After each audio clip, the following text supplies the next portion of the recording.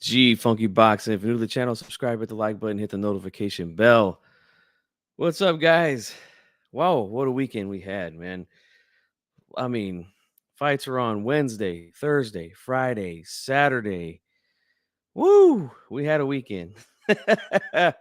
But it was fun. I had a blast. As some of you know, I I was at the Showbox card this Friday here from live from Cash Creek.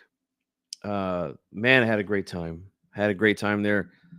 All the fights were good, including the local fights, the regional fighters that was on um, before they went live, and then there was one after the show was over. All good fights. I enjoyed myself, man.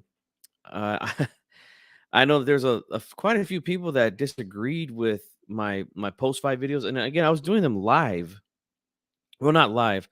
As soon as they were done, I was posting the videos, giving you guys my opinion on who I felt won these fights. And the only fight that people agreed with me on was the second fight on the live card, which was um, Jaye Brown versus Guido Schrum. And Schrum gets that win. He just outworked Brown at the end of the fight, picked up the pace on him, and he just couldn't keep up with him. Didn't have the gas tank, and he faded. So that was the only fight that I had seemed to get a lot of agreement with most people. For some reason, um, a lot of people disagree with me on my take on the Terry versus Garcia fight, which was the first fight on the Showbox card. I felt like that was a clear win for Terry, man. Like I was getting a lot of pushback from a lot of people. Now I don't know what that was about. I mean, it was, to me, it was very clear that Terry was winning the fight. And there were some people saying, well, he kept working and he was throwing punches, and I felt like he was landing the harder shots. Like, I'll just tell you this, man. I was very close to the action that night, and a lot of those shots, they weren't landing clean, man. A lot of them landed on the arms, on the legs. He was landing a lot of low blows, Garcia, and a lot to the arms. I mean, they weren't. I'm telling you, they just weren't landing clean, man. They're not. Those aren't scoring blows. I felt like Terry's work was just much more clean. I felt like his defense was better, and he was the ring general, in my opinion, in that fight. Um, so I just don't see any. I couldn't see it any other way. I just couldn't. But then move on to the main event with Shenard Bunch versus Brian Flores. Really interesting fight, man. Now, Ismail Salas was a trainer for Flores, and I got a chance to speak with Ismail. Really cool dude, man. I'm trying to get him to come on the channel and do an interview, but man, he is busy, busy, busy. But his fighter Flores, man, got dropped hard in the first round, and I mean hard. And I didn't think he was gonna survive the next round because he got hit with a two-punch combination. He went down, and his foot, it looked like it got stuck, and he ended up, like, landing on it. It was like a weird way he went down, but it looked like he twisted his ankle. And, I was sitting right next to Lukey. We were right there, and, and where the press sits. And, I looked at him, I was like, "Man, like, his ankle looks pretty bad," like, the way that he went down. And, he was like, "Yeah, I think he might have hurt it." Because I was thinking, like, he got up, there was, like, maybe a little more than 10 seconds left in the first round when he went down, and he, the legs didn't look good. So I was like, "Man, I don't know, man. It's gonna be tough." And Bunch was boxing very well, man, for the first 3.5 rounds, I would say. And then the tide switched. Flores picked up the pace, started to come forward, and again was landing a lot of good shots. Um, and then Bunch started to resort to a lot of holding in the last couple rounds, which you guys know I'm not a big fan of that. But um, he got outworked down the stretch. But turns out after the fight, we all found out that Bunch hurt his shoulder. So, um, because I was telling Luke, I was like, man, I don't know what's going on with Bunch. Like he was boxing well, and he just kind of let this thing slip away. And then the fans, there was, F- Flores had a lot of fans there, man. He had a lot of support, and they were cheering for him, and so he had a lot of momentum going into the second half of that fight, and he picked up the pace, and he gets the win, man. Credit to him, and I hope that Bunch recovers from his injury. I didn't see him after the fight. I was talking with Raul Marquez and Coach Salas and Sampson Lewkowicz, after the fight was over and everybody was kind of like uh scattering from the where the fight was and just kind of like just gathering up in like the hall, and they had a bunch of restaurants and bars there. So, everybody was kind of hanging around those areas, and I didn't get a chance to see him, but I did hear that he was in a sling after the fight. So I hope he gets better and comes back. And I think he's a good fighter, man. I seen some good things, man, when he was doing his thing early in that fight. So hopefully he recovers and comes back strong. And as for Flores, man, he's got himself a USBA super lightweight title. And that division, there's a lot of good fighters, man. So it's an exciting division, man. 140 is one of those stacked divisions out there. But Ishmael Salas, like I said, I talked to him after that fight, and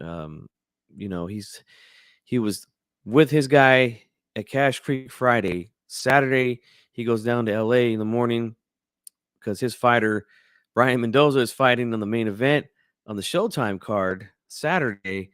And then this weekend coming up, he's got Joe Joyce versus Zhang. And I mean, the guy is just crazy busy. But shout out to Coach Salas, man. He's on a roll this year. He is on a roll. And, I got a chance to speak to him real briefly, man. And I enjoyed our conversation. And like I said, I'm going to reach out and see if I can get him to come on, and we could talk a little bit more, and you guys could give your questions, to him. So real quickly, I want to do something real fast, guys. I put a poll out in the community today because like there's 3 cards on all at the same time this weekend. So I put out a poll, and if you guys haven't voted on the poll, go ahead and vote. But I'm going to read the results as of right now. 31 votes. I asked, which card did you enjoy the most this past weekend? And 52, and this is surprising me, guys, and I'll tell you why. 52% of people said Top Rank. They enjoyed the Top Rank card. That's in the lead at 52%. Just behind it is the DAZN card at 32%, and then PBC comes in at 16%. I'm surprised, man. I really am surprised by those results because I'll be quite honest with you, man. I felt like the Top Rank card was the worst card of the night. I'm just gonna be honest with you. And you can disagree with me. That's cool. That's fine. I'm not trying to change anybody's mind, but uh, I'll tell you this: watching 2 fights at one time is hard enough. I'm not even going to attempt to watch 3, and they were all on at the same time. So the one that I sacrificed was Top Rank. Right? I recorded it on the DVR. I had the Zone playing on one TV and the PBC on another TV. Those fights were just more intriguing to me. Right now, let's start with the DAZN card. I was looking forward, and I felt like the Raymond Ford versus Jesse Magdaleno fight was going to be a good fight. Turns out that fight was a wash, man. Raymond Ford washed Magdaleno. I think he's just too small for that division, and his inactivity. I mean, he's had just 3 fights, I think, in like the last 4 years or something. Like he's very inactive, and he did not look good. But a lot of that was because of Ford. We got to give credit to Ford for going in there and getting the job done. Also, the MJ fight versus Topales, right, was an upset, and I felt like the right guy won. I really do. I know there's some people that felt like MJ should have got the win. I disagree, man. I think that um Topales clearly won that fight. clearly. And that was one of the reasons why I kind of wanted to see the Fulton fight first with MJ because I had a feeling he was going to get beat by somebody, man. I did. But hey, it is what it is. And I don't know, we know DAZN is notorious for these rematch clauses. I don't know if there's a rematch clause for this fight or not. We'll see. But hey, congratulations to Topales, man, for the upset and becoming a unified champion at 122 pounds. What's going on, Renee? How you doing, man? Let's see. He says, I couldn't see all the cards. So many fights. Yeah, it was crazy, wasn't it? It was fucking crazy, man. So anyways, obviously I wanted to see Bam Rodriguez. He's one of the most exciting fighters in the game right now. And he won his fight going away. I felt like it was a clear win. I had him winning at least 9 rounds. You say you mainly watch the top ranking PBC cards and oh yeah, I forgot that the UFC was on. I just don't watch UFC, bro. No disrespect to anybody that does. It's just not for me. Like it's just too much wrestling and like I know that the main event was a good fight from what I heard, but to me it's just become too wrestler dominant, and I'm just not into it. Just giving you my honest opinion. But yeah, Bam Rodriguez again fights 6 rounds on a broken jaw. I mean, wow, that takes a lot of guts, man, to continue to go in there and get punched in the face with a broken jaw. So shout out to Bam. He becomes the youngest champion in boxing again. Wins the WBO. Excuse me, I was going to say IBO. WBO flyweight championship. And yeah, like I said, he's one of the most exciting fighters, one of the best fighters in boxing right now. And he's scary because he's that young and he's going to only get better as time goes on. Let's see. Bam's a warrior fought with a broken jaw. Crazy reminds me of the Oscar Valdez fighting through. Yeah, man. I had to remind a lot of people about that, Renee, when he was going into the fight with Burchelt. People were thinking that he was going to quit and that Burchelt was going to, walk him down and the pressure. And I was like, man, you guys forget that this guy fought with a broken jaw and won the fight. Like, this guy's not going to lay down. Win, lose, or draw. He's not going to lay down for anybody. And I think he's proved that throughout his career. Now onto the PBC card. To me, the PBC card was the best card of the night. Right? And the reason why I say that is because all those fights were competitive. And then we got a huge upset in the main event. Now, the first fight with Oliva and Nunez, like I felt like they robbed that kid Christian Oliva, man. I felt like he won that fight pretty clearly, Yeah, Nunez was he was getting in some good counter shots, but I just don't feel like it was consistent enough to win more rounds. And I felt like he got a gift, man. I really feel like he got a gift in that fight, you know? And, the young kid took it well, he didn't make no excuses. Yeah, it was a lot of action, man. And look, I want to say I was very interested in that card too because we had a good matchup in the main event. A guy who's coming in hot, and again with Coach Salas. Um, but also the co-feature, Brandon Lee versus Pedro Campa, was a good fight. And in my opinion, it was really a tale of two halves. So first half was all Brandon Lee. He was looking amazing, looking sharp, and he hurt Campa in the early rounds. I think it was round 1 he hurt him. But to Campa's credit, he didn't go down. Continue to press forward, continue to work, even though he was losing round after round after round early. Once Brandon Lee kind of realized, hey, look, I hit this guy with my best punch, and he's not going anywhere. What am I going to do? That's what it looked like to me. That's what it looked like to me. Like he was saying, well, fuck, what am I going to do now? Like this guy, usually I hit someone with these kind of punches. They're not here anymore, And Campa just kept coming and coming and chipping away. And as rounds 8, 9, and 10 came on, like Lee, to me, was struggling to make it to the finish line, man. I mean, he crawled over that finish line. He barely won this fight, guys. Campa's pressure body work, volume. It really got to him, man. And you seen Lee was doing a lot of moving, and it wasn't movement to set up any kind of attack or anything. He's just moving to avoid the guy who kept coming in Campa. That's what he was doing, you know? And tough fight for Lee. Tough fight for Lee down the stretch, man. Very tough. Now, fortunately for him, he gets the win, but you know, there's a lot of people that talked a lot of shit about Pedro Campa when he fought Teofimo Lopez, you know? But I think it just goes to show that, Teofimo's on another level than these guys, you know? Both of these guys, Lee and Campa, because he made it look easy against Campa. He won every round and stopped him. No disrespect to any of these guys, but again, we know that there's levels to this game. So Teal's on another level than these guys, man. He made that fight look really easy against Campa, who is a good fighter, and I think he proved that in the fight versus Lee on Saturday night. Let's see. You think Lee is ready for a title shot? Not so sure yet. He needed a tough fight like that, though. No, I don't think he's ready for a title shot yet, man. I think something needs to change in his camp, bro. Because like he's been very inconsistent. Like one fight he looks okay, the next fight he's getting hurt, dropped, then it comes back again. He just looks all right, and in this fight he really struggled down the stretch, man. So I mean, look, I'm not saying he has to fire his dad, who's his trainer, but you want to keep your dad, but add someone to the mix, someone with a little more experience, to get him over the next level. Because I just don't see his dad taking him to the next level. To be quite honest with you, man. No disrespect, he's got him this far, and that's really really good.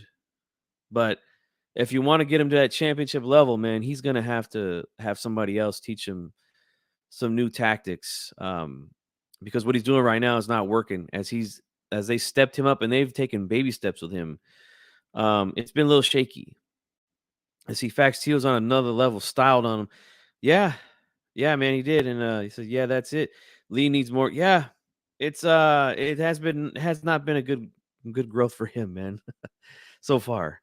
But on to the main event, man. Wow, what a spectacular knockout by Brian Mendoza. Uh, he becomes the interim WBC super welterweight champion with that win over Seabass Fundora. Okay, kick his ass, Seabass. If anybody knows that, they'll get that reference there. But um, look, first I want to say this, man. Glad to see that he's okay, man. That was a hard fall he took because the left hook that he got hit with, stunned him. You seen that his body went limp, but because these guys are in such good conditioning, the legs still kept him up. But then he gets hit with a big right hand, and when that second right hand came in, he was out. Now, Mendoza threw another left hook while he was going down. I don't think he got full force on that because he was falling back. But he was out on his way down, and that's why he hit the floor, the canvas so hard because he was asleep on the way down. I think it was the impact of him hitting the canvas that woke him up because I mean, you don't fall like that. Like, he was out, man. And that shit woke him up. Let's see. Dang, it was when I was thinking Mendoza was getting rocked. Boom. Yep. Had him out of there, man. And look, it was a little frustrating I felt like it was a little frustrating for Fundora early, kind of adjusting to Mendoza's style. And then in my opinion, round 4, 5, and 6 were starting to look more like a Fundora fight where he's applying pressure. He's starting to land volume like he normally does with these crazy punches that he throws with those long ass arms of his. But he made a mistake of trying to lead with an uppercut, and like I've seen guys have success with that kind of punch, but I mean, more often than not, you're gonna put yourself in a really bad position, throwing that kind of punch, especially leading with it. And that's exactly what happened. He threw that uppercut from out of range and left his chin out there and got clipped with a big left hand, and he went down, man. And again, glad to see he's okay. And he took the loss like a champion, said, "Hey man, this is boxing. It happens. I'll learn from this and I'll be back." And I think so because the kid, from what I've heard behind the scenes, the kid works really, really hard in the gym, and I do think he'll be back. Let's see, it was a matter of time with Fandora. His defense needed to improve since a while ago. He paid the price for leaving himself so much open so much. Mendoza's upper body and footwork was nice. Yes, it was. I agree with you on that one. It really was, man. Um, yeah, there's been a lot of people who've been frustrated with Fandora because he gives up his reach. Doesn't necessarily give up his height, but he gives up his reach because he wants to fight on the inside. Yeah, I think that I'll be honest with you. I think at this point, we know the kid likes to fight. I don't think he's ever going to be a guy he's going to be the make you miss, make you pay type of dude. But I do think some defensive tactics need to be added, and also use the jab more, man. Create that distance with the jab, and then drop those right hands in because he's just so much taller and had so much longer than everyone in this division. He should really utilize that reach. So we'll see what they do with him, man, because like I said, he's a good kid and I know he's a hard worker, man, from what I heard behind the scenes.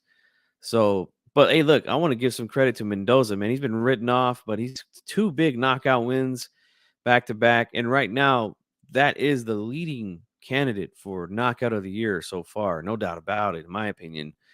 So far, again, we're just a quarter of the way into the year, so we got a long way to go. But for me right now, that's the number one knockout of the year so far, and it's gonna be in there at the awards show at the end of the year on this channel. So that was it for the PBC card. Now I want to talk about Top Rank. Now I'm gonna tell you why I chose to DVR Top Rank, um, and wait for the other 2 events to end and then watch that one later. I'll be quite honest with you, man. There was just all mismatches on that card, man. Now, look, I love Shakur Stevenson just as much as the next guy. I think he's a fantastic young fighter. But, this was his first fight at lightweight, and he was in there with a soft touch, man. He was in there with a guy that was tailor made for him. I had never seen the guy fight before. So I looked, I looked at some of his past fights, and he fights like the typical Japanese fighter. And, like, there's nothing wrong with their style, but they do typically fight behind a high guard defense, not a lot of upper body movement. So when I see guys use that kind of defense against a puncher that is very fast and very precise, knows how to uh, place those punches well, like, he was gonna just shred that high guard defense, and again, especially because it's inactive. He's not moving his upper body side to side. He's not moving his arms around to try to catch and parry shots. Like, it's just there, just a classic high guard. And Shakur just ate that thing up. you know, I mean, just it was very predictable. I'll say this. I'll say that. And really watching it, when I watched it after the other 2 fights were done, I was like, yeah, not surprised. Not surprised at this at all. Now, Jared Anderson, the co-main event, same thing, man. Styles make fights, and yeah, the style was tailor made for him. Let's see, yeah, Yoshigai was easy. His style, yep, all bad. Style was all bad for a Shakur Stevenson matchup. And then again, same thing with Keyshawn Davies. He's fighting Andrew Yigit. I mean, again, no disrespect to Yigit, but see, I mean, he had no shot at winning that fight, And the funny thing about that fight was, he frustrated Keyshawn Davis. He was resorting to some dirty tactics, using his elbows, trying to rough him up. He rubbed his palm in his face at one point, and then he even intentionally kneed him. Like, I was like, what the hell is going on? I was like, wow, what's he doing? Like, I mean, look, I mean, I'll just say this. He's lucky he didn't get DQ'd for that, man. And yes, they were yelling at each other. Yeah, you're right, Renee. Um, I feel like that again. I feel like that's to me like Keyshawn was frustrated, and that to me that's a little crack in the armor from here on out for me. You know, to me, I think someone can get into his head and make him fight outside of himself. And for him to throw a knee like that, I was like, man, he's lucky he didn't get disqualified. I mean, guys, for those of you that are my age, Roy Jones Jr. was a guy who was at the top of the sport in the mid 90s. He got DQ'd against Montel Griffin because he hit Griffin when Griffin went down. Griffin took a knee and Jones hit him with a couple punches. Now, they weren't the hardest punches in the world, but he hit him with a couple of shots and he got DQ'd, lost his belts and got an official loss on his record. So, yeah, man, he was flirting with danger. He was flirting with danger doing stuff like that, man. He's got to learn to control himself. You know what I'm saying, Renee? He's got to control himself, man. That's another part of competition, man, is the mental part of the game. And I felt like Yegit did get to him a little bit. But with all that being said, he gets the win. And there's gonna be good things with him. And again, one of my favorite prospects over on the top ranked side fought as well on that card, Bruce Shoo Shoo Carrington. Man, I really like that kid. I love his style. He's the definition of a boxer puncher. Um, Looks to be aggressive, looks to get you out of there. Great footwork, gets in and out of range very easily to avoid attacks and then set up his attacks. Man, he's a very good fighter, man. I really look forward to seeing him um, in the next few fights. Like, look, I think he's only got 6 fights so far, 6 or 7. I don't anticipate them putting him in with something close to a 50-50 fight until he's about 10 to 12, 10 to 12 pro fights in. For the next few fights, we're going to see him fighting guys like he fought last night. Um, that's just the way the top rank has been doing it. I have my issues with it. Like I feel like so many layups, can possibly hurt a fighter's development, a young fighter's development. But we'll see. I like the kid though. One of my favorite prospects over there on the top rank side. But that's the reason why I decided to not watch the top rank card live because it just felt like the matchups weren't very good. I felt like they were high, huge favorites, huge underdogs, and it showed because all the favorites dominated, you know? And, I like to see competitive fights. I know there's some people that again, they're fans of certain fighters, so, they'll watch them fight guys like this no matter what, and, like, that's fine if that's the way you wanna do it. Me personally, like, I wanna see just good competitive fights, man, and I kinda knew that those fights weren't gonna be competitive on, uh, on the top rank side, man, but that's really it for all the fights, but I wanna talk about this real quick.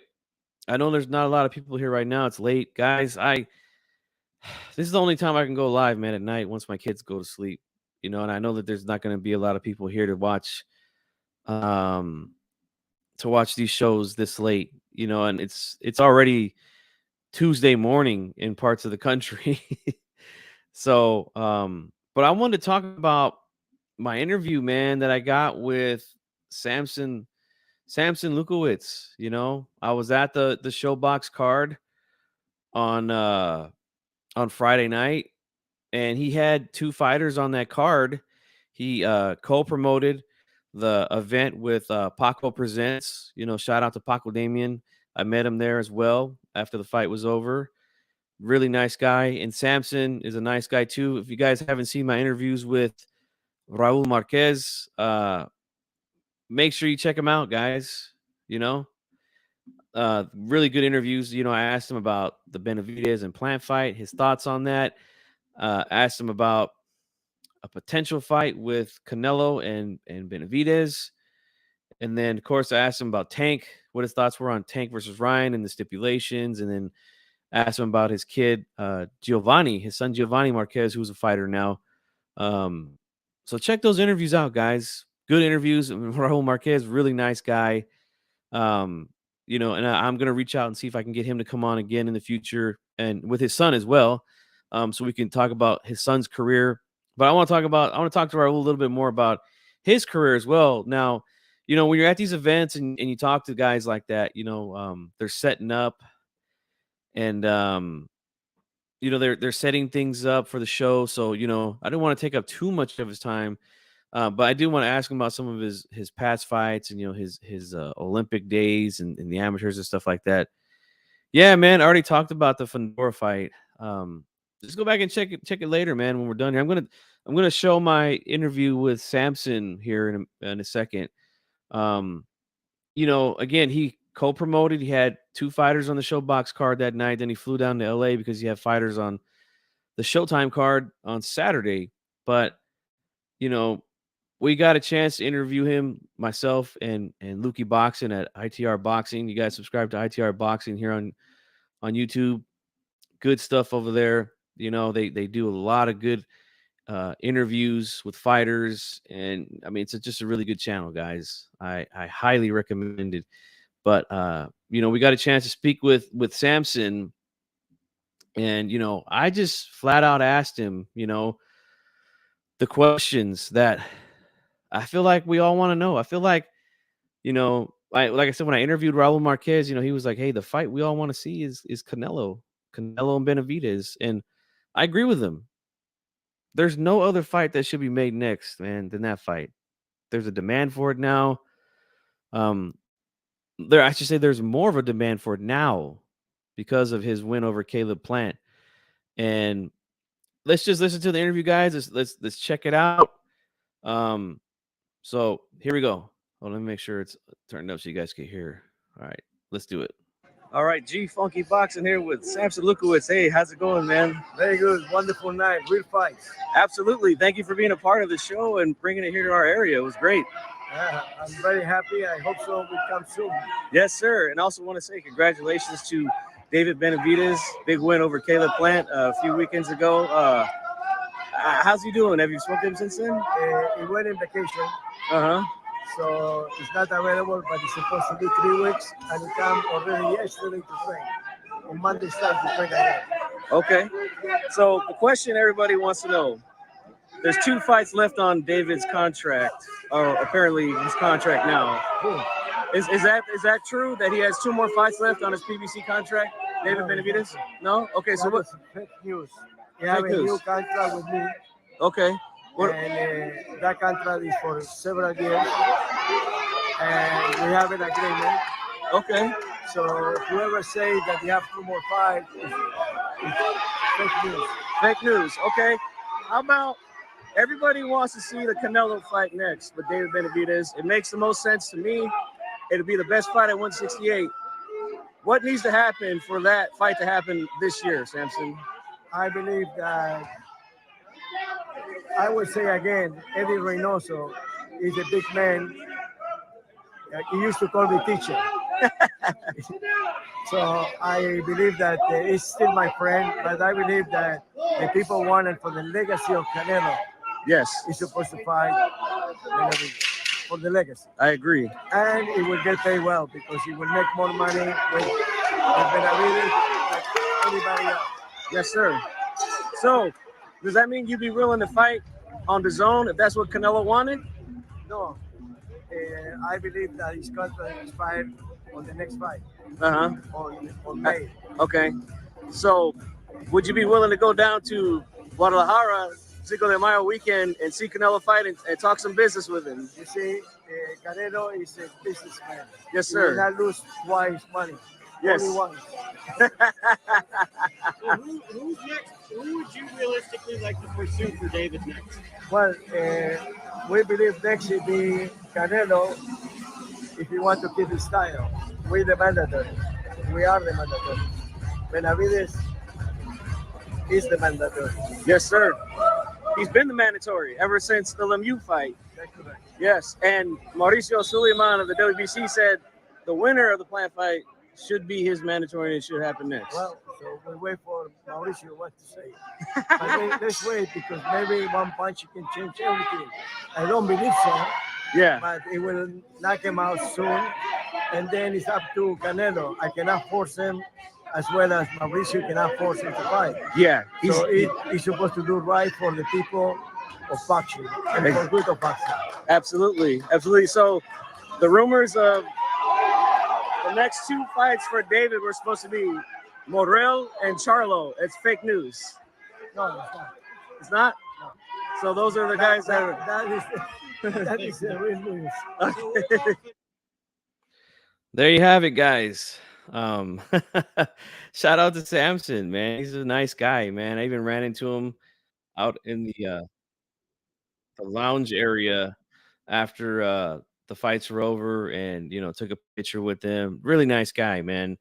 But I asked him the questions flat out. Yeah, I didn't try to sway him in any direction on this topic because I just want to see the fight. You know, I want to see the fight happen. I think it's the best fight that can be made at 168 pounds. I agree with him. It's the most money fight for them guys. Now, again, that doesn't matter to me, but this is a business, guys, and fights get made when they make sense for all parties involved. That includes fighters, managers, trainers, whatnot. Networks. It has to make sense. And in my opinion, Canelo Alvarez versus David Benavidez makes sense. And I wanted to just get him, on record to say, is that the fight that they want next? He said yes. I asked him, what needs to happen? What are you guys willing to do to make it happen? Right. And there's been some people who've called me a Benavidez fanboy and whatnot. Look, I think he's a hell of a fighter, right? And again, I think it's the best fight that can be made at 168 pounds. And guys, I know there's going to be people that are going to see this interview and they're going to take pieces from it and create whatever they want out of it. And that's fine, right? Do what you want with it. That's the reason why I went and got the interview. It's for the fans, right? This channel is for the boxing fans and for the sport of boxing to be healthy. That's what I'm all about. I want to make this sport healthy, want to help fighters that need that help, right? That's why you see me interviewing the regional fighters and things like that, because I want to help this sport grow. I'm tired of it getting kicked around by casuals and by fans of other sports. I want this sport to be healthy, and I want the fights that make the most sense to happen. And Benavidez is a guy that's worked his way to that mandatory position. He's fought in 2 eliminators to get there. He deserves the shot, and I think he's going to make a hell of a fight with Canelo, those 2 guys. It's going to be a hell of a fight. And like I said, the interviews for you guys, the fans out there. Only thing I ask is the only thing I ask. If you're going to use my shit, right? If you're going to use the audio or video, don't be taking out my watermark at the bottom of the video. Give me some credit for it. All right. That's all I'm going to say. But yeah, I just want to, give my thoughts on it. On the interview with Sampson. Had a great time at the shows. I got a chance to see some of my buddies that work for the commission. If you guys haven't seen those pictures, if you haven't seen the pictures that I put up with my buddies that work from the commission, check them out. They're my community page. And let's see, here's a question. How is David Benavidez a legacy fight for Canelo? Well, in my opinion, it's a legacy fight for Canelo because, again, it's a rivalry between Mexico, a fighter from Mexico, and a fighter that's Mexican American, like David Benavidez. I think he's gonna win, lose, or draw. He's gonna be the next guy up, I believe. So Canelo fighting him, just fighting him, period. It does something for his legacy. I think it's gonna age well for him, especially if he beats him. And there's a good chance he could beat him. It's a good fight. It's a tough fight to predict. There's a lot of different ways that the fight could go, but that's what makes it so good and so intriguing. And that's why we should be calling for the fight, man. I don't give a shit where it takes place. If it's on Showtime, if it's on DAZN, if it's on both, if it's on Fight TV, if it's on BLK Prime, I don't give a shit where it's at. I'm watching that shit. Shit, I might even, depend on where it's at, I might even go to that shit live. Get a ticket and go see that thing live. I think it's going to be a great fight. I think it's going to be a war. I think it's going to be a competitive fight. They might fight more than once. They might fight 2, 3 times. Who knows? To me, it's that kind of fight, and that's why it's a legacy fight. I know that there's a lot of guys that are confident that Canelo gets that win, and look, that's fine. I think it's a very interesting fight. And check out my video with Raul Marquez. I asked him, who he thinks would win that fight, and he agreed with me. He said, "Man, it's a tough fight. It's hard to say right now. Really hard to say." And I agree 100% with him on that. So that's my take on it, guys. Like I said, if you haven't seen the video, go check it out. Hit the like button for me, all right? Make sure you hit that like button on that video. It's right here on this channel. And if you see anybody using it, then tell them, hey, give G-Funk his credit. That's all you got to do, guys. All right. So I appreciate you guys for being here. I'm gonna wrap this one up, man. It's late. I appreciate all you guys for being here. Like I said, no, it's really late for some of you guys, depending on where you're at in this country, or if you're listening to me outside of the United States. But I appreciate you being here and watching and hanging out with me for a little bit. So we'll be back, guys. I'm gonna do a prediction on Joe Joyce versus Zhang. Big fight this weekend, big heavyweight fight.